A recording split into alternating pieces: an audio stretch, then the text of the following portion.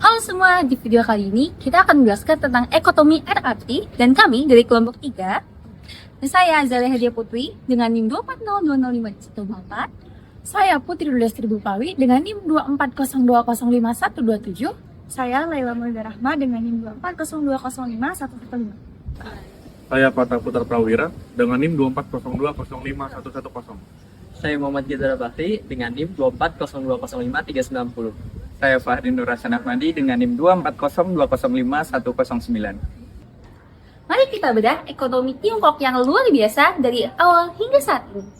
Nah, pada tahun 1976, Deng Xiaoping membuat perubahan besar untuk Tiongkok.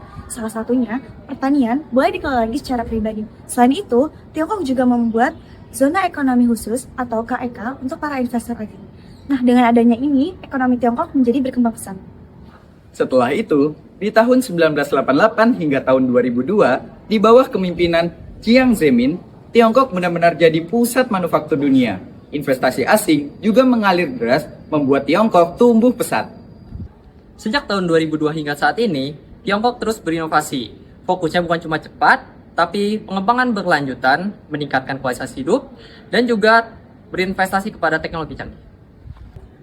Republik Rakyat Tiongkok, salah satu kekuatan ekonomi terbesar dunia saat ini, menganut sistem yang unik dan tidak biasa.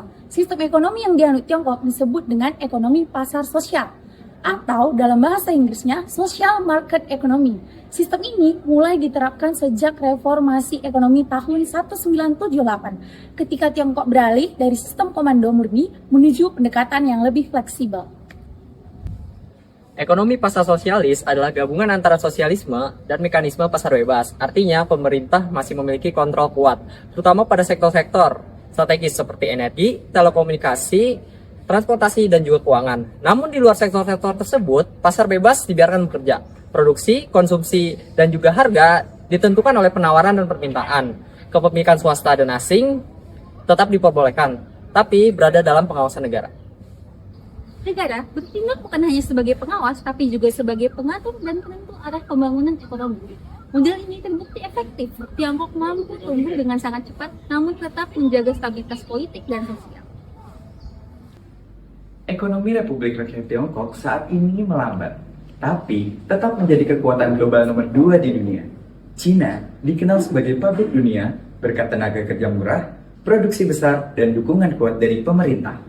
Ekspor menjadi motor utama pertumbuhan, didukung infrastruktur modern seperti pelabuhan dan kereta cepat.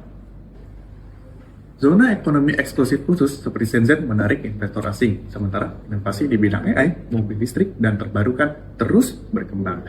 China juga menghadapi tantangan lingkungan dan krisis properti. Tapi pemerintah mulai fokus pada ekonomi hijau dan digital. Sebagai mitra utama dan investor besar, kebijakan pemerintah ekonomi China juga berpengaruh di seluruh dunia. Meski melambat, RRT tetap jadi pemain kunci dalam perekonomian global. Tiongkok saat ini adalah ekonomi terbesar kedua di dunia setelah Amerika Serikat. Tapi kalau dilihat dari daya beli, Tiongkok menempati peringkat pertama melampaui Amerika Serikat. Salah satu penopang utamanya adalah sektor manufaktur dan industri. Tiongkok dijuluki pabrik dunia karena unggul dalam industri otomotif, elektronik, baja, dan tekstil. Namun sekarang pertumbuhan sektor ini mulai melambat karena Tiongkok sedang beralih ke ekonomi yang berbasis konsumsi, inovasi, dan teknologi. Kemudian ada sektor jasa dan teknologi yang kini menjadi penyumbang terbesar di PDB. Lebih dari 50% perusahaan teknologi rekayasa seperti Alibaba, Tencent, ByteDance, Huawei, dan Xiaomi tidak hanya mendominasi pasar dalam negeri, tapi juga bersaing di pasar global. Selanjutnya ada sektor pertanian. Sektor pertanian memang kontribusinya sudah menurun, tetapi tetap penting. Pertanian di Tiongkok kini fokus pada modernisasi, mekanisasi, dan ketahanan pangan nasional untuk mendukung kebutuhan penduduknya yang sangat besar. Selain itu, Tiongkok terus mendorong pembangunan berkelanjutan, urbanisasi yang lebih tertata, dan pengembangan energi bersih untuk mendukung ekonomi yang jangka panjang dan ramah lingkungan. Jadi, kesimpulannya adalah ekonomi Tiongkok berkembang pesat dari sistem terpusat menjadi ekonomi pasar sosialis. Reformasi besar sejak 1978 menjadikannya pusat manufaktur dunia dan kekuatan ekonomi global. Kini, Tiongkok fokus pada inovasi teknologi dan pembangunan berkelanjutan. meski tetap menghadapi tantangan seperti krisis properti dan lingkungan.